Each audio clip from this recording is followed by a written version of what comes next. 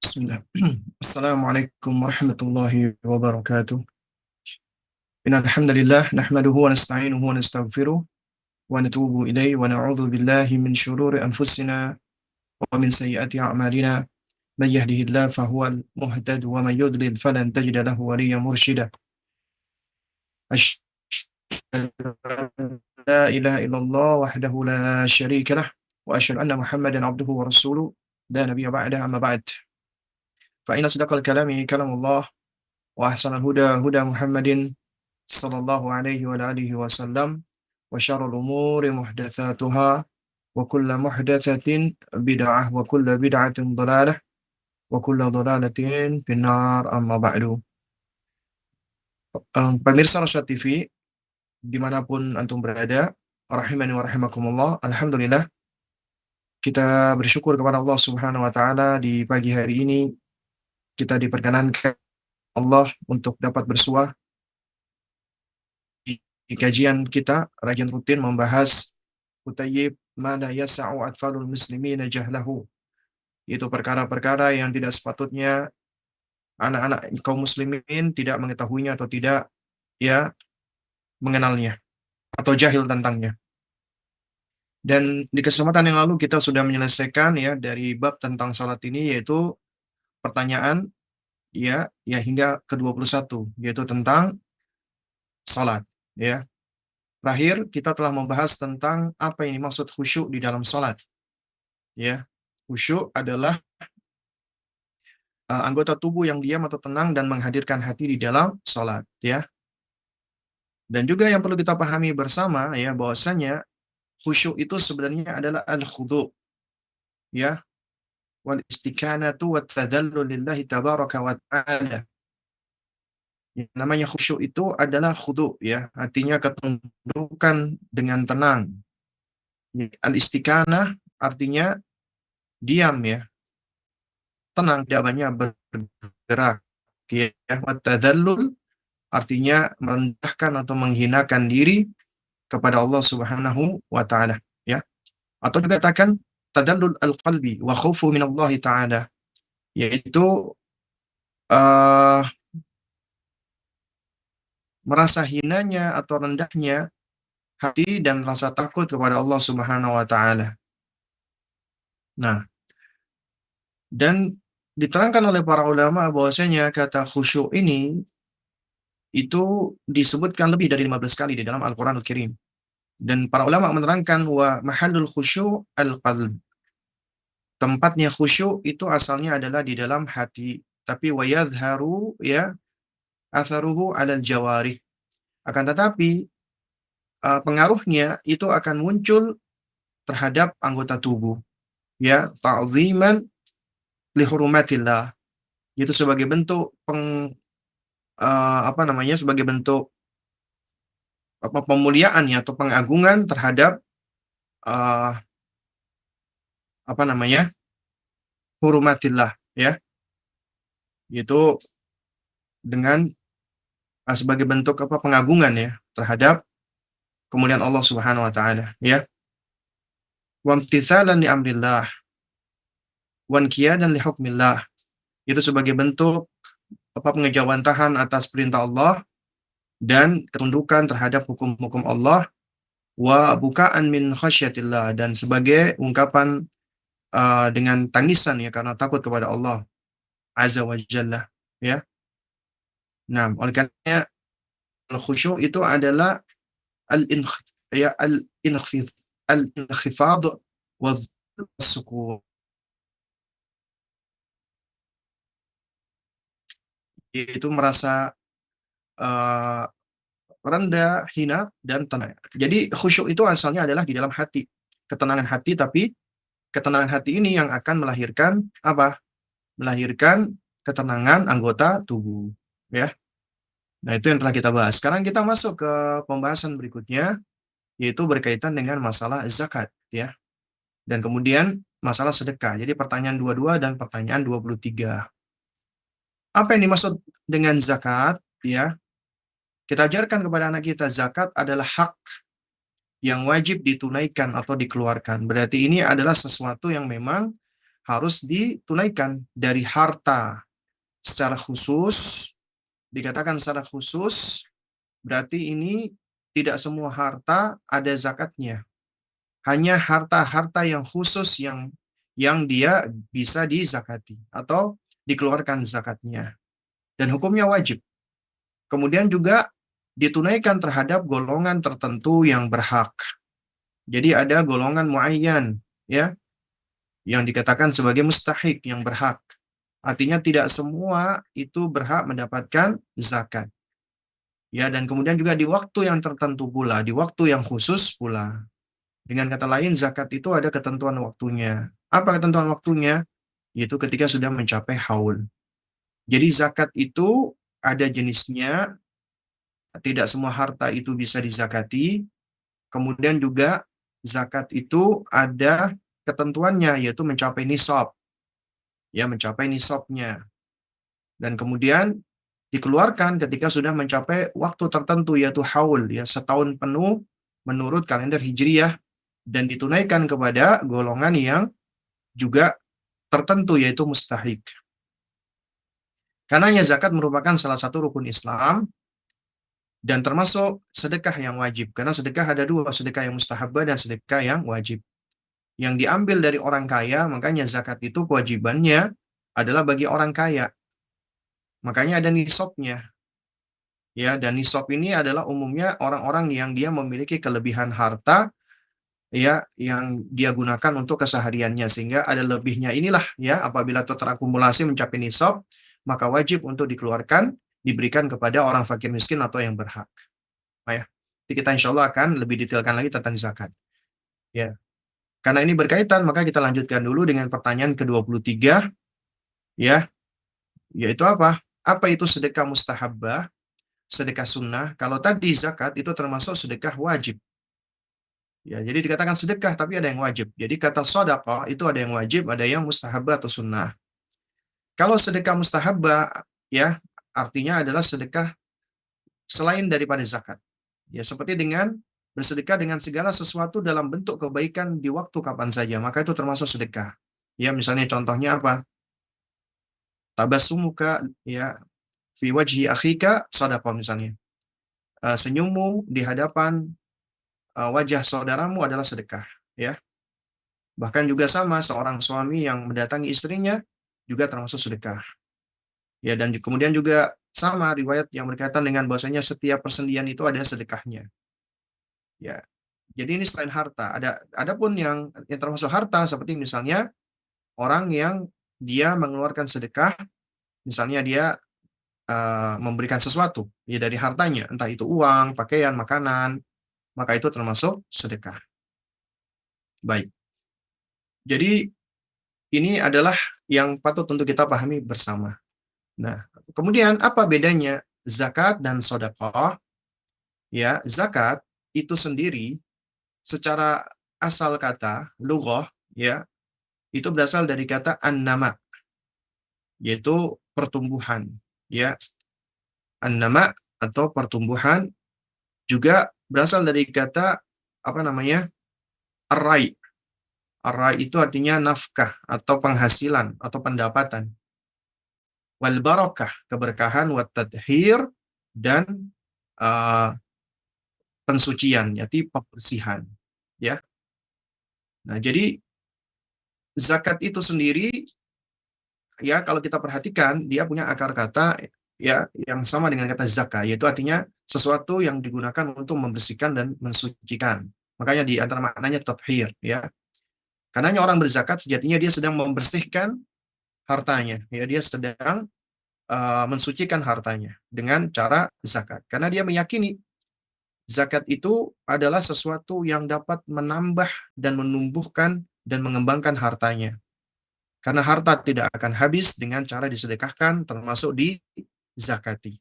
Bahkan itu akan mendatangkan keberkahan. Makanya zakat itu hukumnya wajib. Adapun sedekah, asal katanya adalah diambil dari kata as-sidq, ya. Kenapa? Idh hiya dalilun ala sidqi ya ala sidqi mukhrijiha fi imanihi. Karena sedekah itu merupakan dalil atau petunjuk atas kebenaran ya orang yang mengeluarkan sedekah tersebut ya di dalam keimanannya.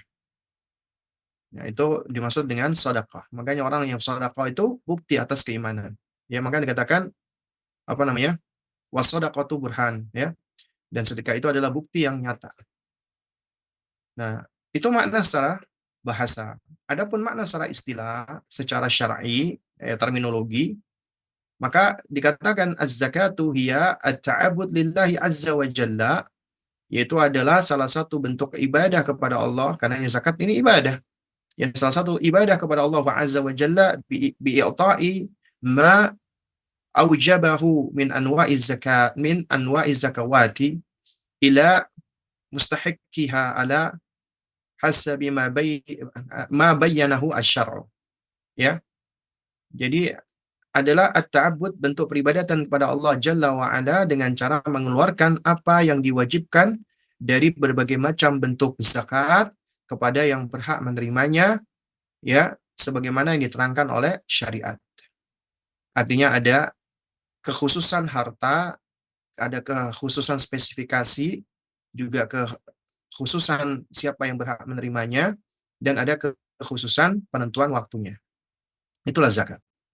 Adapun as-shadaqah hiya ta'abbud billahi bil infaqi minal mali min ghairi ijabi minasy-syara'. Adapun sedekah adalah beribadah kepada Allah dengan menginfakkan ya misalnya berupa harta tapi tidak wajib hukumnya, tidak diwajibkan oleh syariat ya. Nah, jadi sedekah yang dikatakan sedekah yang wajib adalah zakat. Makanya zakat disebut dengan ya apa? Uh, as-shadaqatu al-wajibah. Itu zakat. Ya. Adapun sedekah biasanya ketika dikatakan sedekah itu biasanya bermakna ya apa namanya? As-shadaqatu uh, al-mustahabbah. Jadi sedekah yang dianjurkan. Nah, lalu apa bedanya antara zakat dan sedekah? Di antara perbedaannya yang pertama, ya, zakat itu diwajibkan di dalam Islam. Sementara sedekah tidak wajib hukum asalnya. Ya, zakat itu wajib, bahkan termasuk rukun Islam. Bahkan ya Sayyidina Abu Bakar radhiyallahu taala anhu sampai memerangi orang-orang yang meninggalkan zakat. Karena zakat itu wajib di dalam Islam. Siapa yang mengingkari kewajiban zakat, dia telah kafir karena dia mengingkari rukun Islam. Sementara sedekah itu hukumnya tidaklah wajib. Hukumnya sunnah. Karena siapa yang meninggalkan sedekah, maka dia tidak berdosa. Ya, tapi dia meninggalkan keutamaan. Nah, itu yang pertama. Ya, kemudian yang kedua, ya, zakat itu memiliki spesifikasi yang muayyanah, yang sudah ditentukan. Jadi artinya kewajiban untuk mengeluarkan harta, harta ini sudah spesifik. Ya, udah ada ketentuannya dari syariat. Artinya ada yang wajib dizakati, ada yang tidak. Di antara yang wajib dizakati misalnya az-zahab wal fiddah, emas dan perak. Juga dalam hal ini karena ilahnya adalah as-saman ala tukar, maka sebagian ulama mengkiaskan juga dengan uang. Ya, uang. Kemudian juga apa namanya? Ada zakatnya zakat apa pertanian. Ada zakatnya zakat apa perkebunan atau buah-buahan. Ada zakatnya perniagaan, ada zakat pertambangan, ya. Ada zakat peternakan dan seterusnya. Ya, baik itu peternakan unta, sapi, kambing. Maka ini semua ada zakatnya. Ya. Jadi ada ketentuannya secara spesifik. Adapun sedekah enggak ada ketentuannya. Ya, orang boleh bersedekah dengan telur ayam misalnya, ya. Ya. Tapi zakat telur nggak ada, ya. Orang boleh bersedekah dengan pakaian, tapi zakat pakaian nggak ada. Nah, oleh karenanya sedekah itu tidak ada ketentuan muayyan, ketentuan spesifiknya. Ya, itu yang kedua. Yang ketiga, zakat itu dikeluarkan itu dengan ketentuan ada syaratnya. Ada dua syarat yang disebutkan oleh para ulama, yaitu ya syarat mencapai haul dan syarat mencapai nisab. Ya, jadi syaratnya harus mencapai haul dan mencapai nisab. Haul itu harta itu terakumulasi selama setahun penuh menurut kalender Hijriah. Dan mencapai nisab artinya dia mencapai suatu nominal atau nilai harga atau value tertentu ya yang udah ditentukan oleh syariat secara spesifik. Adapun sedekah maka nggak ada haulnya dan nggak ada nisabnya, bebas. Ya, nah itu yang ketiga ya kalau nggak salah ya. Kemudian yang keempat, ya, ya benar yang keempat, zakat itu ditunaikan kepada al-asnaf al-muayyanah, ya, yaitu kepada orang-orang yang sudah ditentukan secara spesifik. Maka tidak boleh diberikan zakat itu kepada selain daripada yang sudah ditentukan secara spesifik. Adapun sedekah maka bebas. Nah, siapa al-mustahikin atau asnaf muayyana ini untuk zakat itu disebutkan dalam surat At-Taubah ayat ke-60. Kata Allah Subhanahu wa taala, "Innamas shadaqat", sesungguhnya ya sedekah di sini artinya zakat lil fuqara, untuk orang-orang fakir, wal masakin untuk orang miskin, wal amilin ya, untuk amil ya, wal amilina 'alaiha ya, yaitu memang orang yang memang ditugaskan untuk menarik zakat dari negara ya, bukan dari yayasan, tapi dari lembaga resmi negara ya. Kemudian wal mu'allafat ya, wal mu'allafa qulubihim, yaitu orang-orang yang hendak ditaklif, dilunakkan hatinya ya. Kemudian wafir riqab, yaitu orang-orang budak yang hendak yang hendak dimerdekakan ya. Kemudian wal gharimina, orang yang terlilit dengan hutang dan dia kesulitan untuk membayarnya. Wa fi sabilillah, yaitu orang-orang yang mujahid di jalan Allah ya. Kemudian wa bin sabil, orang yang sedang safar dan kehabisan perbekalan, maka fardhatun minallah, itu adalah kewajiban dari Allah, wallahu alimun hakim. Adapun sedekah maka boleh diberikan kepada siapa saja meskipun itu tidak disebutkan di dalam ayat ini. Hatta orang kaya misalnya, orang mampu, kita kasih sedekah boleh. Misalnya kita punya tetangga di sebelah, ya orang kaya raya, kemudian kita berikan makanan misalnya, kita lagi masak bubur, kita antarkan, maka itu sedekah, ya. Nah, jadi apa namanya? Itu berkaitan dengan masalah zakat dan sedekah. Kemudian poin yang kelima, yang membedakan zakat dan sedekah, yaitu zakat apabila orang yang punya harta itu meninggal dunia, kemudian udah mencapai haulnya, nisabnya, maka ahli warisnya wajib mengeluarkan zakat dari harta tersebut, ya. Adapun sedekah maka tidak wajib, ya. Nah, lalu kemudian yang berikutnya lagi, orang yang meninggalkan zakat itu ada hukumannya, ada ancamannya. Bahkan Sayyidina apa namanya? Abu Bakar radhiyallahu taala sampai memerangi mereka. Ya. Adapun orang yang meninggalkan sedekah maka tidak dihukum, ya. Tidak sampai diancam dan tidak dihukum, ya. Kemudian poin yang ketujuh, zakat menurut tempat Imam Mazhab itu nggak boleh diberikan kepada anggota keluarga usul dan furu. Siapa itu usul? Usul contohnya ibu, ayah, kakek, nenek. Ya, misalnya ibu ayah kita itu miskin atau kakek kakek nenek kita miskin, maka nggak boleh dikasihkan zakat. Ya, karena zakat itu tidak boleh diberikan kepada keluarga usul. Usul itu artinya ya utama ya. Nah, dan juga nggak boleh diberikan kepada al-furu ya. Jadi usul itu keluarga utama dari atas. Kemudian furu itu keluarga utama dari bawah, yaitu anak-anak atau cucu. Artinya kita nggak boleh memberikan zakat kepada cucu kita. Misalnya kita punya anak kita kesulitan, maka kita nggak berikan zakat, ya, tapi kita berikan sedekah. Adapun sedekah itu lebih lebih bebas. Artinya kita boleh bersedekah kepada ibu kita, ayah kita, kakak kita, anak kita boleh, ya. Nah, jadi apa namanya? Ini suatu hal yang tidak maksud saya suatu hal yang tidak dibolehkan memberikan zakat kepada orang tua yang merupakan usul dan anak yang merupakan furu. Juga demikian, yang poin berikutnya yang namanya zakat itu nggak boleh dikeluarkan diberikan kepada orang orang orang kaya maksud saya. Ya orang kaya maka nggak boleh dikasih zakat. Adapun sedekah maka boleh kita ngasih sedekah kepada orang kaya itu boleh, ya. Nah, karena zakat itu adalah tukhad min aghniya'il balad, ya, turaddu ala fuqara'ihim. Karena zakat itu adalah diambil dari orang-orang kaya di negeri tersebut dan kemudian dibagi-bagikan kepada orang-orang fakirnya, ya. Nah, sebagian ulama berpendapat, ya, zakat, ya, itu ada sebagian ahli ilmu melarang mengeluarkan zakat kecuali hanya kepada ahli baladnya, artinya kepada negerinya, kecuali illa limaslahah, kecuali untuk kemaslahatan. Ada sebagian ulama punya pendapat seperti ini.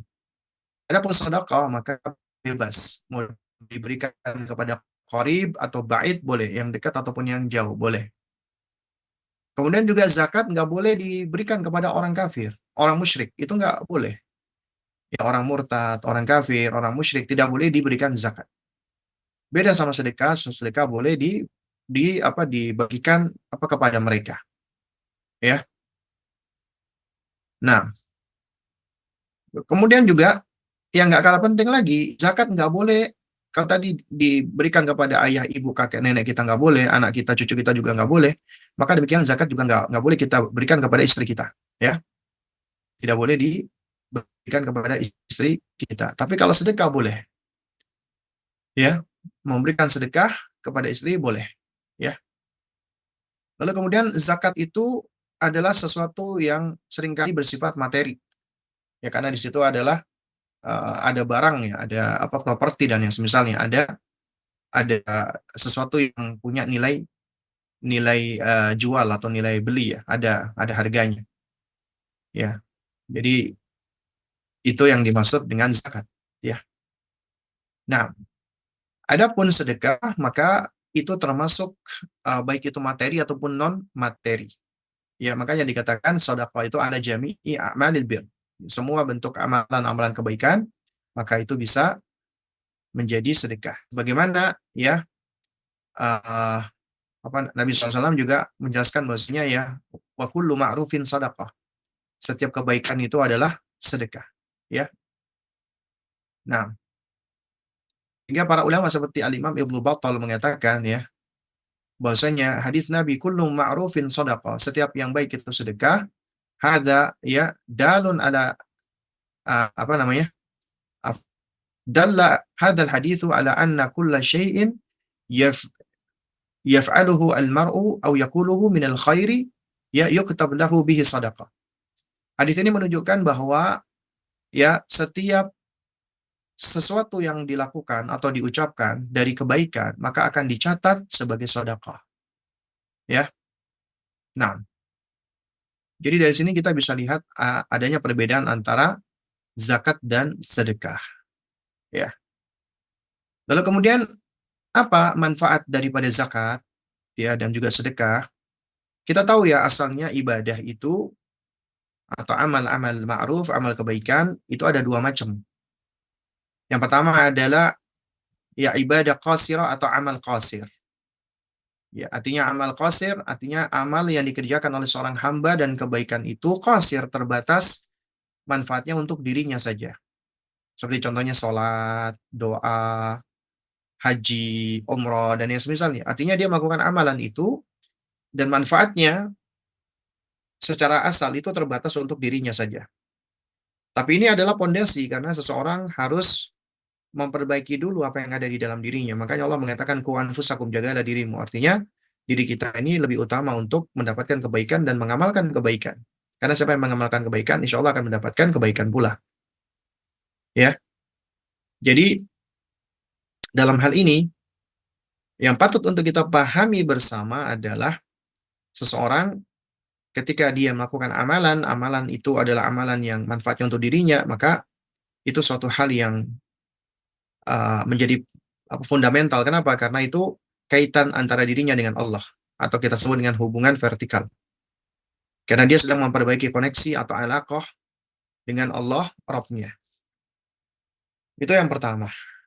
Kemudian yang kedua, ada ibadah atau amal yang namanya muta'addi atau uh, apa namanya ibadah muta'addiyah, yaitu amalan atau ibadah yang manfaatnya bukan hanya terbatas untuk dirinya, tapi juga menyebar luas ke orang lain. Artinya dirinya dapat manfaatnya dan orang lain juga mendapatkan manfaat. Contohnya sedekah, zakat, ya, amar ma'ruf nahi mungkar, dakwah, nasihat, ngajarin ilmu dan yang semisalnya itu termasuk amal mutaaddi. Dan para ulama menerangkan ya bahwasannya amal qasir apabila dikerjakan seseorang maka itu akan membangun kesalehan dirinya. Dia akan menjadi orang saleh insyaallah. Adapun amal mutaaddi apabila dikerjakan oleh orang, maka itu selain dia menjadi orang soleh, maka dia juga akan menjadi muslih, orang yang melakukan islah. Dan para ulama menerangkan, ya bahwasanya orang yang muslih itu lebih utama daripada orang yang soleh. Karena belum tentu orang yang soleh itu muslih, tapi orang yang muslih itu sudah pasti soleh. Ya, nah, karenanya para ulama menyebutkan orang yang muslih lebih baik daripada orang yang saleh. Karena orang yang tidak saleh nggak bisa jadi orang yang muslih. Karena untuk menjadi orang yang muslih, bisa berbuat islah kepada orang lain, kuncinya dia harus mengawali dengan kesalehan dirinya. Kemudian juga yang nggak kalah penting lagi berkaitan dengan hal ini, orang-orang yang beramal qasir, ya, orang-orang yang beramal itu manfaatnya untuk dirinya dan orang yang beramal mutaaddi, maka di sini ulama menerangkan ada keutamaan yang lebih besar pada amal mutaaddi daripada amal qasir. Ya, tentunya yang pertama adalah kalau amal qasir ya manfaatnya terbatas untuk sang pelaku, tapi kalau amal mutaaddi juga untuk orang lain ada manfaatnya. Yang kedua, ya dengan amal qasir itu ya akan bisa menyebabkan kita mendapatkan pahala yang bermacam-macam. Bukan hanya satu jenis pahala dari dari satu jenis amalan, tapi bisa mendapatkan berbagai jenis pahala dari berbagai macam jenis amalan. Ya, contohnya misalnya orang yang bersedekah. Sedekah itu sendiri sudah mendapatkan pahala. Kemudian dia membuat orang lain itu senang, orang yang diberikan sedekah kan senang. Dia sudah idkhalus surur, sudah memasukkan kebahagiaan ke orang lain. Itu juga mendapatkan pahala. Kemudian ketika orang lain ini dia mendapatkan mendapatkan sedekah tadi, kemudian dia berbahagia, lalu kemudian misalnya dia mengucapkan doa, jazakallah khair misalnya, maka kita juga akan mendapatkan pahala. Artinya di dalam amal mutaaddi itu lebih banyak Lebih banyak faidahnya sebenarnya. Ya. Nah, oleh karenanya pernah suatu ketika Syekh Utsaimin rahimahullah ditanya oleh seseorang yang mana dia itu sering umrah. Nah, lalu mana yang lebih utama? Apakah aku umrah lagi ataukah aku mengumrahkan orang lain yang belum umrah? Maka Syekh Utsaimin lebih mengarahkan, menasihatkan umrahkan orang lain. Kenapa? Karena ya tentunya dia sudah pernah umrah ya. Maka kewajiban umrah sudah gugur pada dirinya. Nah, ketika dia mengumrahkan orang lain, maka dia akan mendapatkan pahala itu. Pahala memfasilitasi orang lain di dalam kebaikan. Bahkan juga bisa jadi dia mendapatkan pahala seperti pahalanya umrah karena dia yang menyebabkan orang itu bisa umrah ya tentunya dengan izin Allah Azza wa Jalla dan kemudian dia memasukkan kebahagiaan ke orang tersebut. Belum lagi orang itu nanti akan melantunkan doa-doa dan yang semisalnya ya untuk kebaikan kita. Maka di dalam amal mutaaddi itu lebih banyak manfaatnya. Ya, seperti zakat dan sedekah ini. Kemudian juga yang berikutnya lagi, amal mutaaddi itu biasanya akan lebih langgeng, lebih istimrar, continue, ya faidahnya dan juga pahalanya. Ya kalau orang misalnya amal qasir, ibadah qasirah di salat, habis salat selesai, zikir, habis zikir selesai. Ya misalnya puasa, habis puasa selesai. Tapi ketika orang misalnya dia melakukan amal atau ibadah yang mutaaddi ya atau mutaaddi, maka misalnya dia sedekah, setelah dia sedekah misalnya, maka nggak selesai. Misalnya sedekah itu digunakan oleh orang yang disedekahi untuk misalnya untuk kebaikan misalnya. Ya, maka pahala itu akan senantiasa terus mengalir. Atau seorang guru atau orang tua deh ngajarin anaknya kebaikan, itu termasuk ilmu yuntafa bih, ya. Itu juga bagian dari sedekah ketika dia dia ngajarin anaknya, maka itu bagian dari amal mutaaddi. Dan itu bisa terus mendulang pahala apabila kebaikannya itu terus diamalkan oleh yang dia didik atau oleh anaknya. Ya, ini diantara apa? Diantara manfaat apa bedanya antara amal mutaaddi dan amal qasir. Zakat itu sendiri termasuk amal mutaaddi. Karenanya di antara manfaat zakat ya itu adalah bisa menguatkan bonding attachment antara kaum muslimin, yang akan menguatkan ukhuwah persaudaraan mereka, terutama di antara orang kaya dan orang miskin.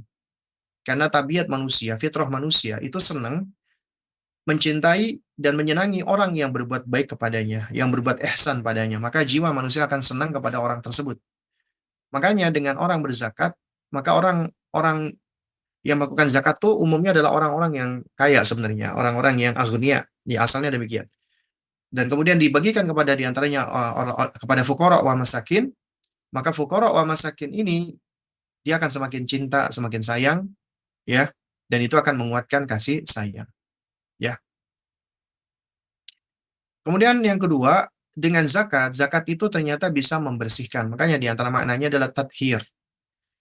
Bisa membersihkan apa? Membersihkan harta kita dari misalnya kecampur dengan yang jelek-jelek atau yang buruk-buruk. Dan juga bisa mensucikan atau membersihkan dari uh, apa namanya? Bukan yang bersifat materi saja, tapi juga yang bersifat batin. Bisa bisa membersihkan jiwa, hati. Misalnya dari sifat kikir, misalnya dari sifat bakhil, dari sifat pelit, ya atau dari sifat-sifat yang jelek lainnya. Itu ternyata bisa dibersihkan dengan zakat, ya.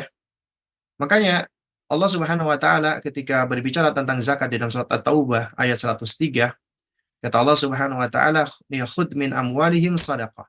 Ambillah sedekah, artinya sini zakat dari mereka. Ambillah zakat dari sebagian harta mereka, ya. Apa kata Allah berikutnya? Tutahhiruhum, ya. Watuzakkihim biha. Ya, tutahhiruhum yang mana zakat itu akan uh, membersihkan, ya, wa tuzakkihim biha, dan juga akan mensucikan mereka. Jadi zakat itu bisa membersihkan dan mensucikan, ya. Kemudian juga di antara makna zakat adalah bisa menumbuhkan karakter-karakter yang mulia, di antaranya karakter karimun, dermawan, rahimun, penyayang, halimun, lemah lembut, ya, dan yang lainnya. Ya, termasuk akan meningkatkan sensitivitas seseorang menjadi lebih empati, ya.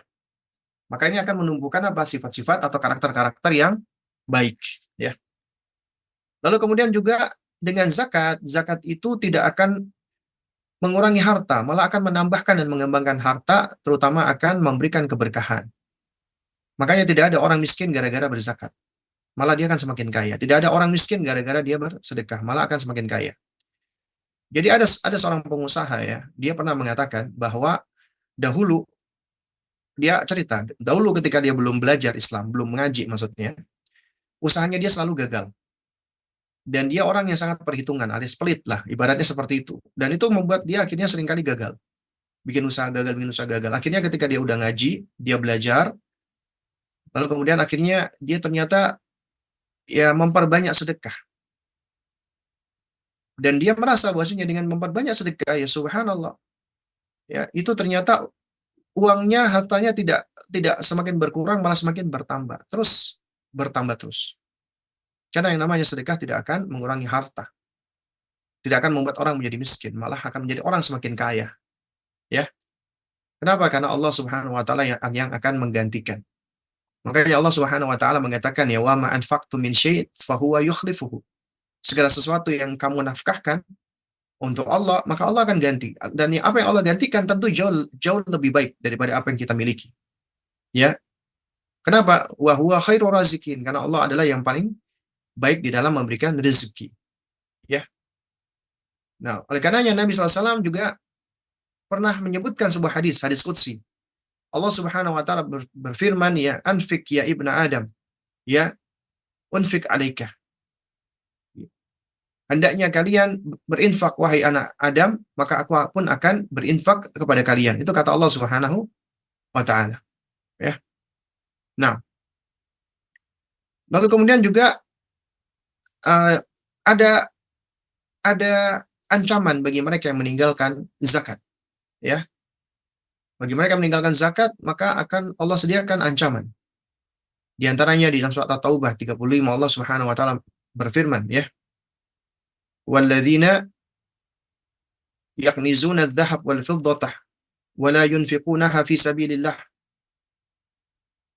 fabashshirhum bi'adzabin alim. Dan orang-orang yang mereka menyimpan, ya, emas dan perak dan tidak mau menafkahkannya di jalan Allah, maka sampaikanlah kepada mereka, mereka akan mendapatkan azab yang pedih. Ya, yuhma 'alaiha fi nari jahannam. Ya,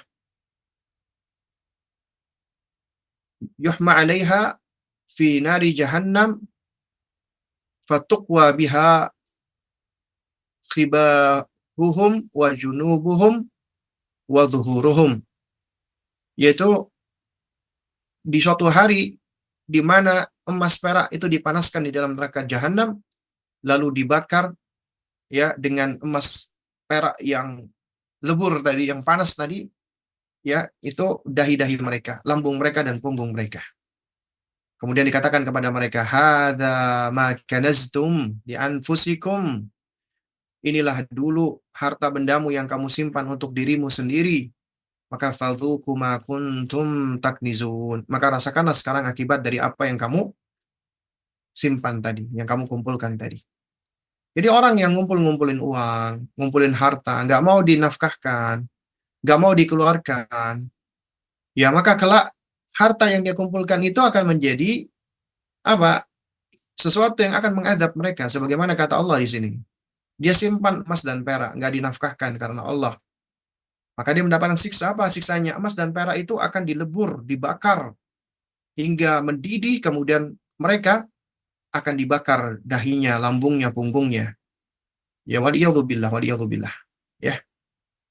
Nah, maka demikian pula kata Nabi SAW, Nabi mengatakan, ma min sahibi dhahabin wala fiddatin la yu'addi minha haqqaha illa idza kana yaumul qiyamati suffihat lahu safaiha min nar, ya, fa uhmiya 'alaiha fi nari jahannam fayuqwa biha jambuhu wa jabinuhu wa dhahruhu kullama baradat, ya, kullama baradat u'idat lahu fi yaumin kana miqdaruhu 50,000 sanah hatta yuqda bainal 'ibadi fayara sabilahu imma ilal jannah wa imma ilan nar. Kata Nabi SAW, ma min sahibi dhahabin wala fiddah. Tidaklah orang yang dia memiliki emas dan perak. La yu'addi minha haqqaha. Tapi tidak menunaikan haknya, hak daripada emas dan peraknya tadi. Artinya enggak dia keluarkan dalam bentuk zakat. Illa idza kana yaumul qiyamati suffihat lahu safaiha. Yang melainkan nanti di hari kiamat akan dibentangkan untuknya lempengan-lempengan yang tersusun dari api. Ya, kemudian fa'ahmiya 'alaiha fi nari jahannam. Kemudian dia dipanggang di atasnya di dalam neraka jahannam, waliyadzubillah. Fayuqwa biha jambuhu wa jabinuhu wa dhahruhu. Sehingga lambungnya, kedua keningnya dan punggungnya, ya, itu disetrika dengan lempengan tadi. Ya, waliyadzubillah, ya. Kullama baradat, ya, wa'idat lahu fi yaumin kana miqdaruhu 50,000 sanah. Setiap kali terasa dingin, udah dingin, maka diulangi lagi. Di hari yang panjangnya 50.000 tahun, ya, hatta yuqda bainal ibad, sampai diputuskan, ya, urusannya di antara hamba. Ya, kemudian fayara sabilahu imma ilal jannah aw ilan nar. Kemudian dia akan melihat jalannya apakah ke surga atau ke neraka. Ya. Nah, juga orang yang punya apa namanya hewan, unta, sapi atau kambing, tidak menunaikan zakatnya, maka juga akan diadab. Sebagaimana dalam hadis ya Nabi SAW, Nabi pernah mengatakan, "Man atahu Allahu malan falam yu'addi zakatahu mithla lahu maluhu yaumal qiyamati syuja'an ya aqra lahu zabibatani yutawwikuhu yaumal qiyamati thumma ya'khudhu ya bili uh, bilih zimaiti bilih zimaitihi yakni ya bishid bishidqaihi thumma yaqulu ana malikun ana kanzuka, ya. Siapa yang Allah berikan harta kemudian dia tidak tunaikan zakatnya, maka di hari kiamat ya Allah akan jadikan jelmakan hartanya menjadi ya akra, ular jantan, ya, yang apa yang mengeluarkan bisa atau buta di dua sudut mulutnya. Kemudian ular itu akan dikalungkan di lehernya di hari kiamat dan akan mencekram dengan kedua rahangnya. Kemudian ular itu akan mengatakan, ana maluka wa ana kanzuka. Aku adalah hartamu, aku adalah simpananmu. Ya, ya Allah. Ya subhanallah. Ya. Nah, jadi dalam hal ini makanya kita harus berhati-hati dan ini perlu untuk kita ajarkan kepada anak kita. Dan zakat itu hanya mengeluarkan sesuatu yang sedikit. Ya, karena ibaratnya ya gambarannya misalnya kita ajarkan anak kita berbagi. Misalnya ada satu potong kue atau roti atau pizza. Maka pizzanya itu kita potong-potong menjadi 40 bagian. Kita potong menjadi 40 bagian. Maka yang wajib dikeluarkan zakatnya, ya ibaratnya kalau tadi potongan pizza hanya satu potong saja dari 40 bagian. Karenanya masih tersimpan, tersisa 39 bagian. Karenanya orang-orang yang tidak mau mengeluarkan zakat, dia sungguh sangatlah pelit. Karena zakat itu hanya mengambil sesuatu yang sedikit dan manfaatnya begitu banyak dan begitu besar. Ya. Nah, jadi ini adalah poin-poin yang penting yang untuk kita pahami bersama. Nah juga kemudian sodakoh juga ya kurang lebihnya sama ya. Sodakoh juga memiliki keutamaan-keutamaan ya. Ya juga bisa membersihkan harta kita, juga tidak akan mengurangi harta bahkan menambah, termasuk keberkahannya dan seterusnya ya. Wallahu a'lam bishawab. Ini ada pertanyaan yang masuk ya. Bagaimana hukumnya orang tua yang sudah menghibahkan sebagian harta kepada anak-anaknya, misal membagi tanah dengan pembagian yang sama rata. Kemudian di lain waktu si orang tua ini ingin menjual tanah yang sudah dihibahkan tadi untuk umroh. Ada beberapa anak yang tidak mempermasalahkan dan ada juga anak yang agaknya tidak rela. Nah, bagaimana hukumnya? Sahkah umrohnya? Atau apakah ada dampak lain jika anak-anak ini terpaksa ikhlas tapi tidak ikhlas? Dan apakah ciri-ciri atau tanda umroh kita diterima? Mohon pencerahannya Ustaz. Ya, subhanallah ya.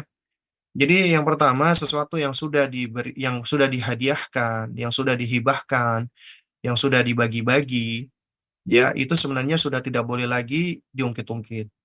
Asalnya demikian. Sudah tidak boleh lagi di apa namanya diminta lagi, ya. Ini suatu hal yang adabnya etikanya demikian. Ya. Bahkan ada ancaman orang yang suka mengungkit-ungkit pemberian, itu disebut dengan al-mannan. Di dalam sebuah hadis Nabi SAW mengatakan ya, salasun ada 3 golongan, ada 3 macam ya, yang apa namanya? La yandurullahu yaumal qiyamah. Allah nggak sudi melihatnya di hari kiamat, ya. Kemudian juga apa namanya? Allah Subhanahu wa taala tidak sudi bicara dengannya, wala yuzakkihim dan Allah tidak mau mensucikan dirinya, walahum adzabun alim dan baginya siksa yang amat pedih. Ya. Nah, siapa mereka ini? Yang pertama adalah al-musbil. Orang yang mengulurkan pakaiannya, celananya di bawah mata kaki bagi kaum laki-laki. Kemudian wal mannan. Wal mannan artinya orang yang mengungkit-ungkit pemberian. Udah dikasih, dia ungkit-ungkit. Ya. Karena ketika sudah dia kasih, itu sudah terjadi perubahan kepemilikan, bukan miliknya lagi. Gitu. Kemudian wal munfiku sil'ata bil halfil kadhib. Orang yang berjual beli tapi dengan sumpah palsu. Maka 3 golongan ini adalah 3 golongan yang Allah tidak sudi melihatnya, nggak mau ngomong dengannya. Allah tidak akan mensucikan mereka dan bagi mereka adalah adab yang pedih. Karenanya jangan sampai ketika kita sudah ngasih sesuatu, kemudian diungkit-ungkit. Ya, itu yang pertama. Kemudian yang kedua, ya, apabila orang tua kepingin umroh, kemudian ada anak-anak yang sudah dibagikan harta dari orang tuanya ini, sementara orang tuanya mungkin dalam kondisi nggak punya harta, maka hendaknya anak janganlah pelit dengan orang tuanya, ya. Dia berusaha membantu orang tuanya. Misalnya dia punya 4 anak, ya. Taruhlah yang 2 ini mungkin ya punya kondisi ya kita husnudon lagi kesulitan atau mungkin ada kondisi-kondisi yang dia belum mampu untuk memberikan harta, tapi yang 2 anaknya ini misalnya punya kemampuan. Maka hendaknya yang 2 anak ini membantu orang tuanya, ya. Ajak orang tuanya umroh, itu termasuk birrul walidain yang Masya Allah, ya. Nah, jadi ketika anak ini membantu orang tuanya umroh, itu bukan hanya mendapatkan pahala birrul walidain, mudah-mudahan dia juga mendapatkan pahala seperti pahala yang orang yang sedang umroh, ya. Karena dia memfasilitasi orang tuanya untuk umroh. Nah, kemudian yang ketiga, ya, apakah sah umroh misalnya ketika orang tua taruhlah memaksa anaknya untuk menjual tanah yang sudah dia berikan, maka yang perlu kita pahami bersama bahwa kalau kita bicara tentang hukum syar'i, sah atau tidak sah, ini sesuatu yang zahir. Ya, sesuatu yang zahir. Yang zahir artinya sesuatu yang bisa kita lihat, sah atau tidak sah. Karena ibadah-ibadah tertentu memang ada ketentuannya, ada syarat sahnya. Selama itu dia memenuhi syarat sahnya, misalnya dia sudah benar-benar mengikuti rukun-rukunnya dan syarat-syaratnya, ya maka ibadah umrahnya bisa jadi sah. Tapi belum tentu ibadah umrah yang sah itu ibadah yang makbulah atau mabrurah, belum tentu. Ya, karena bisa jadi orang udah mengerjakan sesuai dengan uh, tuntunannya, syarat-syaratnya dipenuhi, tapi ternyata dia melakukannya tidak dengan ikhlas. Atau dia melakukan hal-hal lain yang dapat uh, menodai dari ibadah umrahnya. Nah, apakah diterima atau tidak diterima, itu semua tentunya di tangan Allah Subhanahu wa Ta'ala. Memang ada penjelasan dari ulama bahwa hendaknya umrah tidaklah dilakukan kecuali dengan harta yang halal. Makanya orang yang berumrah dengan harta yang haram dikhawatirkan dia tidak diterima. Kenapa? Karena innallaha thayyibun la yaqbalu illa thayyiban. Allah itu maha baik, tidak menerima kecuali yang baik-baik saja. Ya. Nah, jadi eh, kalau kita bicara sah, ya mungkin bisa jadi sah umrah. Seperti orang yang umrahnya umrah koboi sembunyi-sembunyi misalnya, ya. Maksud saya haji ya, kayak orang haji tapi haji koboi. Dia tidak punya visa haji tapi dia nyelonong masuk, ya. Ya bisa jadi hajinya sah tapi ternyata dia berdosa, dia bermaksiat gitu loh. Sama bisa jadi orang tua yang memaksa anaknya untuk umroh, paksaan dia itu bisa bisa bisa mendatangkan dosa buat dirinya gitu loh. Nah, tapi ibadahnya kalau kita ngomong sah atau tidak sah, maka apabila terpenuhi syaratnya ya sah. Tapi diterima atau tidak, maka itu di tangan Allah. Kemudian apakah ada dampak lain ke anak-anak ini terpaksa ikhlas tapi tidak ikhlas? Ya nggak bisa. Ikhlas itu dalam keadaan keterpaksaan. Meskipun memang orang bisa belajar untuk ikhlas. Yang tadinya sulit ikhlas, kemudian dia melatih, kemudian dia jadi ikhlas bisa. Atau bisa jadi ada orang yang asalnya tidak ikhlas, kemudian dia belajar, dia ngaji, dia mendapatkan taufik, kemudian dia belajar mengikhlaskan atau belajar untuk ikhlas. Ya bisa bisa jadi demikian. Ya. Jadi apakah ada dampak ya? Tentunya ada dampaknya. Apabila anak mengalami hal seperti ini, maka ya yang dilakukan adalah apa? Adalah support orang tuanya, ya ikhlaskan karena itu harta juga harta bukan milik kita ya, harta titipan dari Allah dan asalnya juga dari orang tua kita, maka kita support orang tua kita, umrohkan orang tua kita, ya ketimbang kita mempertahankan akhirnya malah orang tua mendapatkan ketidakbaikan, anak juga mendapatkan ketidakbaikan. Apakah ciri-ciri atau tanda umroh kita diterima? Ya di antara tanda umroh atau ibadah kita diterima adalah apa? Al-hasanatu ba'daha, adalah kita getol berbuat baik setelahnya. Kita lebih getol bersemangat beribadah setelahnya. Ya, jadi dikatakan oleh para ulama, ya wamin apa namanya? Alamati qabulil amal atau qabulil ibadah adalah al-hasanatu, al-hasanah ba'daha. Di antara tanda amal kita diterima atau tidak adalah adanya perbuatan baik selepasnya atau setelahnya. Kalau orang pulang dari umroh, dia semakin semangat untuk sholatnya, kemudian yang laki-laki sholatnya di masjid, kemudian dia sering melakukan ibadah sholat sunnah, kemudian dia sering tilawatul Quran, kemudian dia sering berzikir, kemudian dia semakin baik, semakin santun, dan seterusnya. Maka ini diantara tanda diterimanya amal. Tapi kalau kita malah setelah pulang umroh semakin kasar, ya semakin buruk, semakin males-malesan, maka ini diantara tanda bisa jadi umroh kita itu tidak diterima Allah Subhanahu wa taala. Nah, kemudian pertanyaan terakhir, suami istri lagi ribut besar sampai suami mengucapkan kuceraikan kau. Tapi setelah dari ucapannya suami tersadar bahwa dia tidak niat menceraikan istri. Tapi karena kondisinya emosi terucap kata cerai itu. Bagaimana hukumnya Ustadz? Ya, wallahu a'lam bishawab ya. Jadi ada hal-hal yang apabila itu tidak diniatkan atau bercanda, tapi hukumnya tetap jatuh. Di antaranya adalah nikah dan juga perceraian. Ya, memang ada sebagian ulama mengeluarkan ketika ucapan cerai itu diucapkan oleh seseorang dengan marah luar biasa sampai kemarahannya itu menghilangkan akalnya. Ya, artinya saking marahnya dia, akal sehatnya hilang. Kemudian dia mengucapkan sesuatu yang tidak dia sadari. Maka sebagian ulama memang mengatakan apabila kemarahannya seperti ini, ucapan cerainya tidak dianggap. Ya, tapi kalau dia masih sadar, orang itu masih bisa diajak ngomong, tapi dia emosi, dia tuh marah, ya. Kemudian dia mengucapkan aku ceraikan kamu, maka itu sudah jatuh cerai, jatuh tolak sebenarnya. Makanya harus berhati-hati. Apapun dari kaum laki-laki, semarah apapun antum, hindarkan kata cerai, hindarkan kata tolak. Ini perkataan yang patut untuk diwaspadai dan dihindarkan. Jangan dikit-dikit aku ceraikan kamu, aku ceraikan kamu. Itu sangat berbahaya dan itu bisa ya merubah hukum status pernikahan dengan kata cerai tersebut. Bahkan apabila ini dilakukan sampai 3 kali, ya itu bisa jadi akan jatuh yang namanya tolak bain dan itu bahaya. Kalau udah tolak bain udah nggak ada lagi kesempatan rujuk gitu loh. Makanya hati-hati bagi kaum laki-laki. Marah semarah-marahnya, ya jangan pernah mengucapkan kata cerai. Jadi ketika Anda ingin menceraikan, memang niat menceraikan, silakan. Ya misalnya ada kemaslahatan. Tapi ketika Anda marah, berantem, konflik sama istri, jangan pernah mengucapkan kata cerai. Itu kata yang harus dihindarkan. Ya ibaratnya kata-kata red flag ketika lagi sedang marah. Ketika kita sedang marah, jauhi kata aku ceraikan kamu. Ya. Dan juga jauhi kata-kata yang juga mengandung isyarat kepada arah perceraian meskipun tidak sorry yaitu kinayah dan ini memang dikembalikan kepada niat.